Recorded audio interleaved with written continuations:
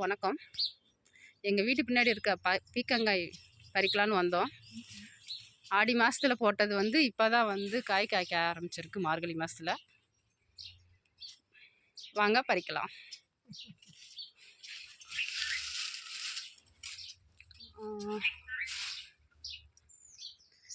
காய் வந்து ஒரு 10 காய்க்கு மேலே இருக்குது. வாரத்துக்கு ஒரு 10 காய் அவ்வளோதான் அதிகபட்சமாக பறிக்க முடியுது.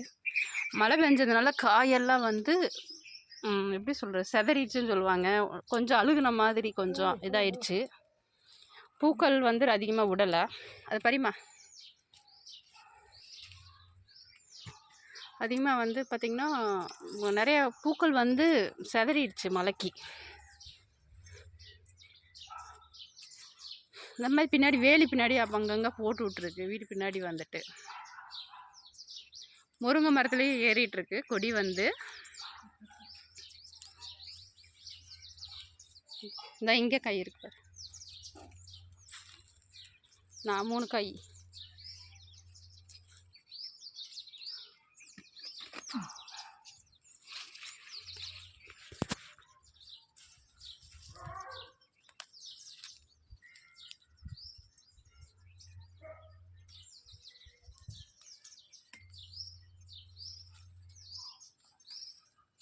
இங்கே ஒரு காய் இருக்குது பாரு.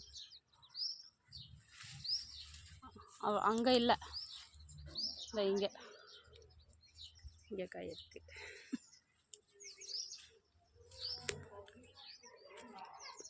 பார்த்து கால் வைக்கவும்.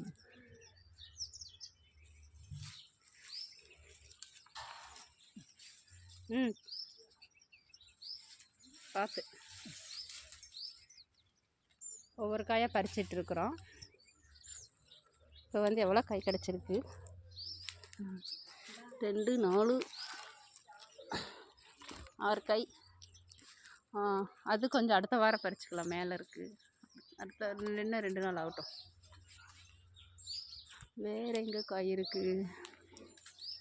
அப்படியே ஒவ்வொரு பக்கமாக பார்த்து பறிச்சிட்ருக்கோம். இந்த காய் இது வந்து கொஞ்சம் சுருங்கின மாதிரி ஆயிடுச்சு. ஆனால் வந்து முத்திடுச்சு.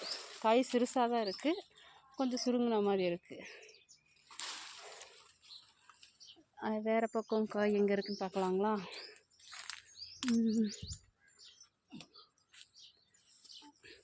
இந்த பக்கம் இருக்குது. அங்கே இல்லைம்மா காய் வந்துட்டு இருக்கா?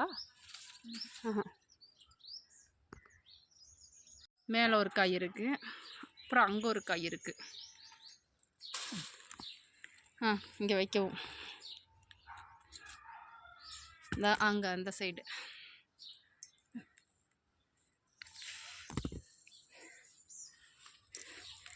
கீழே வந்து ஒரு காய் வந்து விதைக்காக விட்டுருக்குறோம். எறும்பு அவ்வளோதான். நான் ஒரு வாரம் கழித்து பறிக்கலாம். பறிச்சுட்டு வந்ததில் 9 காய் கிடச்சிருக்கு. 9 காய் சமைக்க முடியாது. அதனால் வந்து எங்களுக்கு 2 காய் மட்டும் முட்டை பொரியல் பண்ணுறதுக்கு, பீக்கங்காய் முட்டை பொரியல் பண்ணுறதுக்காக எடுத்து வச்சுருக்குறோம். வாங்க எங்கள் சேனலை சப்ஸ்கிரைப் பண்ணிடுங்க மறந்துடாமல். பீக்கங்காய் முட்டை பொரியலுக்கு வந்து எண்ணெய் ஊற்றி கடுகு போட்டு சின்ன வெங்காயம் இல்லை பெரிய வெங்காயம் போடுறதா தான் போட்டுக்கலாங்க. அப்புறம் பச்சை மிளகா போட்டுக்கிறேன். நல்லா வணங்கின பிறகு சின்னமாக பொடிசாக நறுக்கி வச்ச பீர்க்கங்காய் நான் இவ்வளோ வெட்டி வச்சுருக்கிறேன். 2 3 காய்.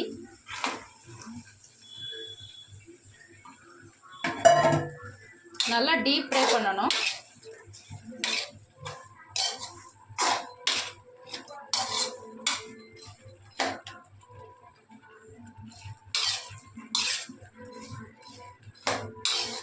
எண்ணெய் வந்து நான் நல்லெண்ணெய் ஊற்றிருக்கிறேன்.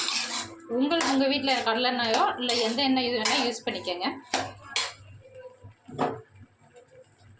தேவையான அளவு உப்பு, நான் கல் உப்பு போடுறேன்.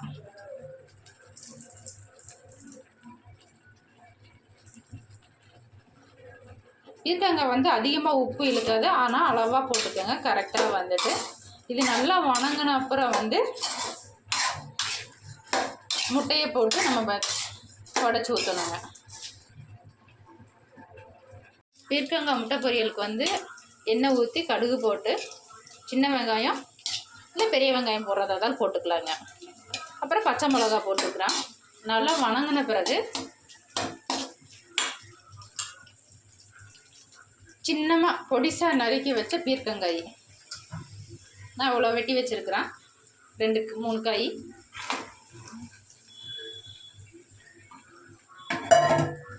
நல்லா டீப் ஃப்ரை பண்ணணும்.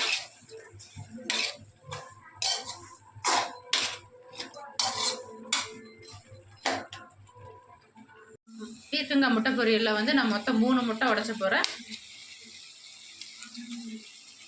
இந்த அளவுக்கு டீப்பாக ஃப்ரை ஆன பிறகு தான் வந்து முட்டை அடித்து ஊற்றணும்.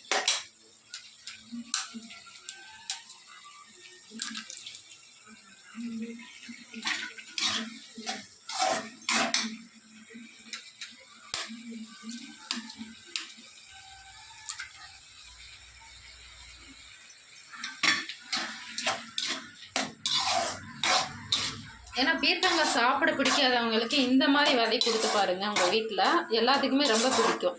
ஒரு சிலர் வந்து பொட்டுக்கடலை போடுவாங்க, இல்லை அப்படின்னா நிலக்கடலை போடுவாங்க. நல்லா டீப்பாக ஃப்ரை பண்ணிகிட்டு இருக்கணும். ஃபுல் சிம்லேயே வச்சு, நான் சிம்மில் இருந்தது இப்போ சிம்மில் இருந்து ஃபுல்லாக வந்து வச்சுருக்கிறேன். கேஸ் வந்துட்டு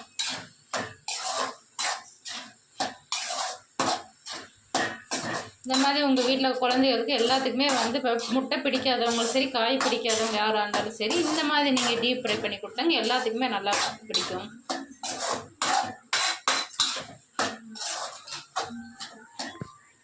நல்லா டீப்பு ஃப்ரை ஆயிடுச்சு. ஆஃப் பண்ணிடலாம். ஸ்டவ்வை வந்து கொஞ்சமாக போட்டு பார்த்து சாப்பிட்லாங்களா?